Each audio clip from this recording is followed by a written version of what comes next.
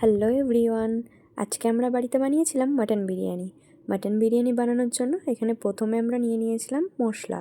এখানে রয়েছে স্টার এলাচ, জায়ফল, জয়িত্রী, শাহজিরা, শাহমরিচ, গোলমরিচ, লবঙ্গ, ছোটো এলাচ, দারুচিনি। এগুলো আমরা শুকনো খোলায় কিছুটা ভেজে নিয়ে তারপর ঠান্ডা করে আমরা বিরিয়ানি মশলাটা গুঁড়ো করে রেখেছিলাম। তারপর আমরা 750 গ্রাম চাল নিয়েছিলাম। চালটা ভালো করে পরিষ্কার করে ধুয়ে আমরা 1 ঘন্টার জন্য ভিজিয়ে রাখবো। এরপর আমরা কয়েকটা আলু ডুমো ডুমো করে কেটে হালকা আঁচে লাল লাল করে ভেজে তুলে রাখবো। আমরা 850 গ্রাম মাংসের জন্য 8খানা পেঁয়াজ নিয়েছিলাম।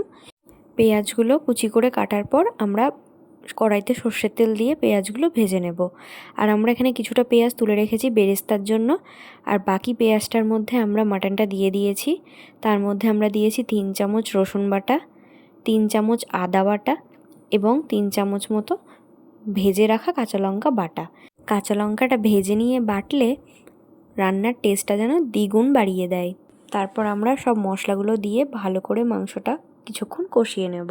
এরপর আমরা দেব 1 টিস্পুন মতন কাশ্মীরি শুকনো লঙ্কার গুঁড়ো, 1 টিস্পুন মতন হলুদ গুঁড়ো আর 1 টিস্পুন মতন নুন দিয়ে আবার মশলাটা ভালো করে কষিয়ে আমরা কিছুক্ষণ ঢাকা দিয়ে রাখবো।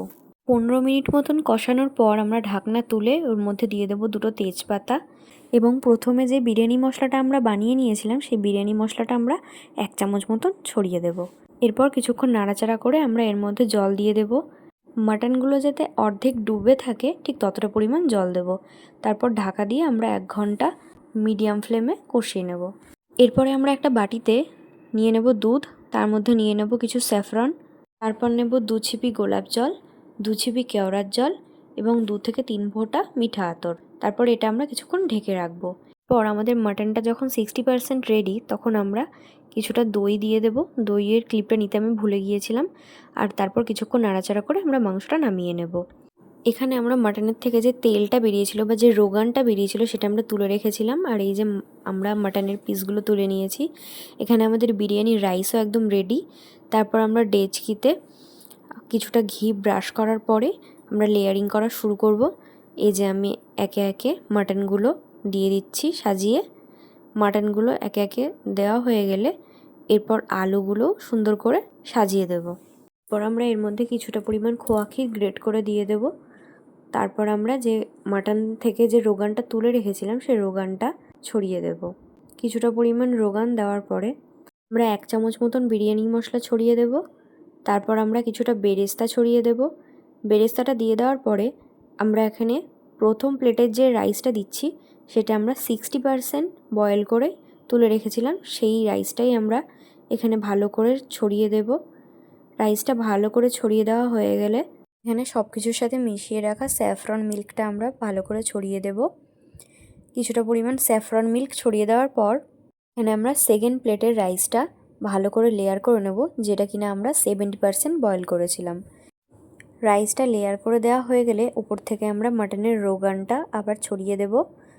তারপর আমরা আবার ওই স্যাফরন মিল্কটা আবার উপর থেকে ছড়িয়ে দেব।